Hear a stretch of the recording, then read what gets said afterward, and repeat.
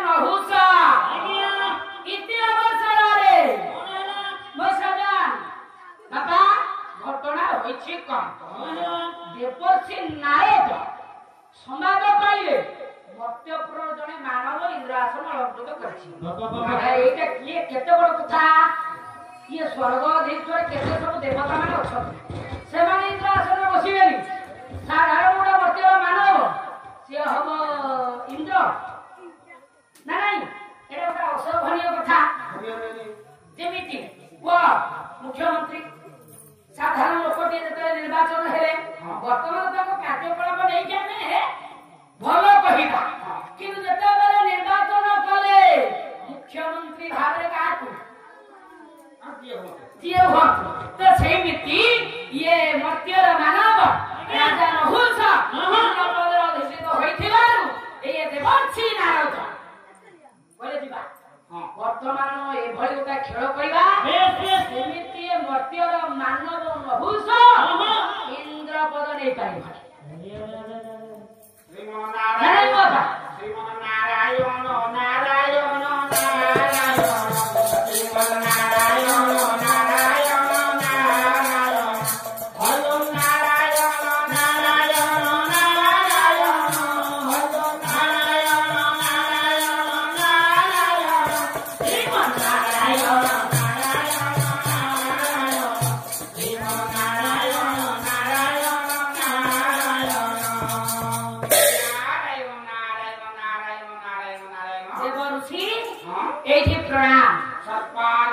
ଶାନ୍ତିରସ୍ତୁ ବିଧି ବାଇଗଣ ତଥା ପଦ୍ମଶାସ୍ତ୍ର ସମାଯୁକ୍ତ ସହସ୍ରଗରା ବହୁଦନ୍ତ ସେନାପତି ବହୁତ ଫେନ ଉଦ୍ଗାର ହେଉଛି। ବହୁତ ବଢିଆ ଆଶୀର୍ବାଦ ଛୋଟ ଗୁଡାକ ନା ହେଲେ ତମେ ଜାଣିଛ ଦେବଛି ଯାହା ହେଉ କାହିଁକି ମୋ ପୁଅକୁ ଆଗମନ କଲେ? କହନା କହନା ମୁଁ ତୋର ସବୁ କୀର୍ତ୍ତି ଗୁରାକ ଶୁଣି ଆଉ ଘରେ ଧୈର୍ଯ୍ୟ ଧରିକି ନ ରହି ତୋ ଗୁହରେ ବର୍ତ୍ତମାନ ପ୍ରବେଶ କଲି। ଗୁହ ଗୁହ ଗୁହ ନୁହଁ ହଁ ଗଳେ ମୁଁ କାଳ ସେଇ ଘରେ ପ୍ରବେଶ କଲି।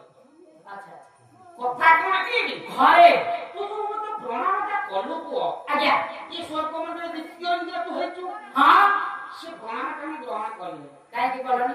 ନା ତୁ ଯାହାକୁ ପ୍ରଣାମ କରିବି ହେଇପାରିବନି। ଯେ ହେଲା ଯେ ମୋର କଣ ଦୋଷ କଣ ଭୁଲ କଣ କହିଲେ?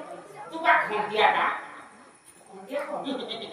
ନାଇଁ ଆପଣ କୁହନ୍ତୁ କଣ ପାଇଁ ଆସିଛନ୍ତି? ତୁ ବା ପୂର୍ଣ୍ଣାଙ୍ଗ ହେଇନୁ ଆପଣ ମୋ ଭାଗ ହେଇକି ଅପୂର୍ଣ୍ଣାଙ୍ଗ ହେଇଛୁ। ଏଇ ଯୋଉ ସ୍ୱର୍ଗପୁରରେ ଯୋଉ ଯଜ୍ଞ ହବ ହଁ ବାପାରେ ତୁ କଣ ଯଜ୍ଞ କରିପାରିବୁ? ଯୋଗ୍ୟ କରିପାରିବି? ଯୋଉଠି ସବୁ ଉଦ୍ଘାଟନ ହବ ଆଚ୍ଛା ଯୋଉଠି ସବୁ ଶୁଭ କାର୍ଯ୍ୟ ହବ ହଁ ତୁ କଣ ବସିପାରିବୁ? କାହିଁକି କହିଲୁ? କଣ ପାଇଁ?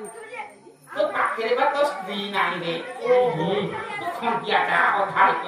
ତା ମାନେ ମୁଁ ପୂର୍ଣ୍ଣାଙ୍ଗ ହୋଇନି ହଁ କେବଳ ମୁଁ ରାଜା ଇନ୍ଦ୍ର ହୋଇକି ଅଛି। ହଁ ପୂର୍ଣ୍ଣାଙ୍ଗ ହେବି ସ୍ତ୍ରୀ କିଏ ଦରକାର?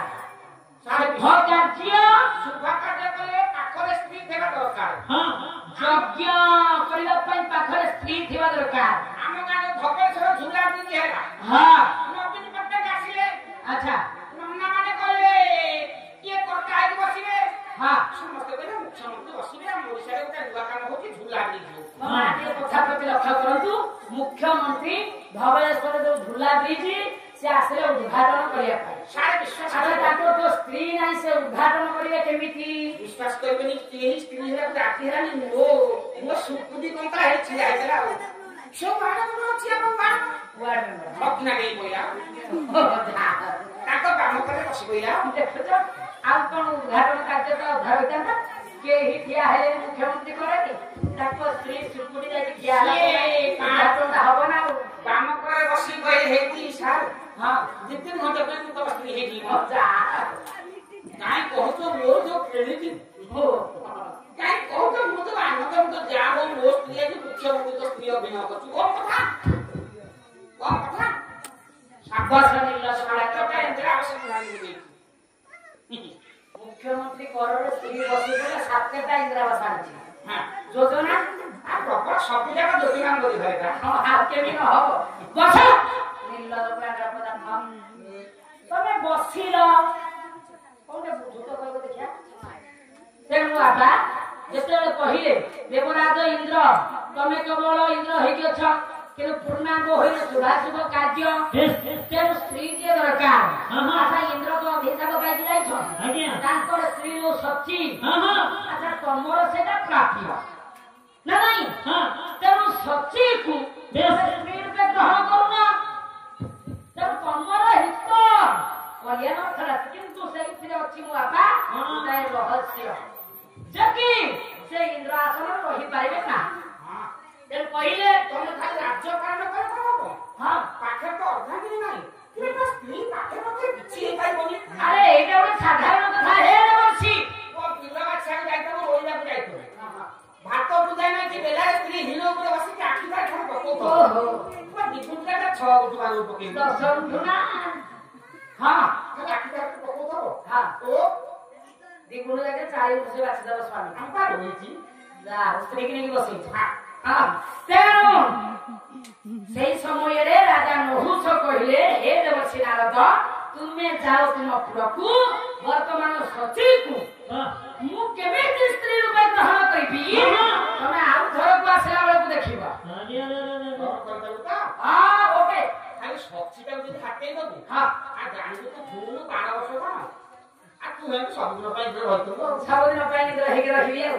ତେଣୁ ଆଜ୍ଞା ସେଇ ସମୟରେ ଇଏ ଚିନ୍ତା କଲେ ରାଜା ନହୁଷ ବର୍ତ୍ତର ମାନବ ଯେଉଁ ତୁଣ୍ଡରେ ମା ଡାକିବାକୁ ଥାଏ ସଚିକୁ ସେ ଡାକିଲା ଆଉ କହିଲା ମୁଁ ଇନ୍ଦ୍ର ପଦରେ ଅଧିକ ଦିନ ତିଷ୍ଠିକି ରହିବି ଶୁଭାଶୁଭ କାର୍ଯ୍ୟ ଏବଂ ଇନ୍ଦ୍ର ପଦଟା ଭଦ୍ର ହବ କେମିତି ନା ସଚିକୁ ଯଦି ମୁଁ ସ୍ତ୍ରୀ ରୂପେ ଗ୍ରହଣ କରିବି। डाकिला आज्ञा ना राजा नहुष इंद्रपद अधिष्ठित होई डाकिला कला सती सुंदरी सुंदरी सची अरे आउ किए तुमको सुंदरी बोली डाकिबो पड़ियो के तमे मु तम स्वामी मो स्वामी हां मो स्वामी तमे हां मो स्वामी तो घरे नांती आउ मो स्वामी तो अभिशप्त है कि मरते को जाइतंती ब्रह्मा को तपस्या करथंती देख सची तू मते स्वामी भाबी पारू सची नुहा है देख सची आपण सेची तू मते स्वामी भाबी पारू हजबंड भाबी पारू गेस्ट भाबी पारू एमिति की घर के भाबी पारू जहाँ खाइबो ताके भाबी पारिबो से स्वामी भाबो हजबेंड भाबो शेषरे घर के भाबी पारू सेटा ग्रहिता रह तेणु सेई समयले डाकिला आज्ञा मर्त्यर मानव नहुष सुंदरी ओ सुंदरी गो अभिमानिनी सुंदरी कोन डाकु तुम गो प्रिय आस कुआडे मु कथबु काहे की अरे मु तम स्वामी तुम मो स्त्री तमे केमिति मो स्वामी हबो आउ ए तम स्वामी कि मो स्वामी तो अभिशप्त है कि ब्रह्मा के निकट तपस्या करथंती स्वामी सासी से रोटा काढबो ना ना सची आई लव यू काहे के देरी करूछ कहियो सची इलाउजो कोन पासनो ना कोनटा इलाउजो एला को कोन पासिनो अरे এটা কোন ভাষা तमे बुझी पारिबो देवता मान को भाषा में डाकू ताको দেবতা বারো ভাষা এটা ए सची हां কোন এলা বলো आई भले आई ভলিউম কোন आई लव यू हां इंद्र साडे गलानी से थकती मरिबनी आउ तो गोटे तो तोर जो रूप काटी अछि मोते धरि को रही पूरा संसार नष्ट हो मु तो मो कहीं नहीं की रही मु आउ के 12 वर्ष पर मो स्वामी फेरी आसिले मु तक पाखरे रही तमे तू कहीं रही अरे हां अरे तुमे ए समय धैर्य धरि रही पारिले तो हलो रही जे हेला इंद्रासन तो शून्य पड़ी थाता तमे रही थाता वर्तमान इंद्रासन नु आसी की बसी गले आ काहे तमे से स्वामी के हमरे को तमे देखु जने तमर सम्मुख तमर स्वामी पूरा साधारण अक्षर को गणदेश चुमता एकटा रुपया टाका केते कुकर्मटा कला हां गौतम स्त्री अहल्या सतीत्व उद्धार करे हां के तमरी स्वामी निष्कलंक पुरुष किछि कलंक ना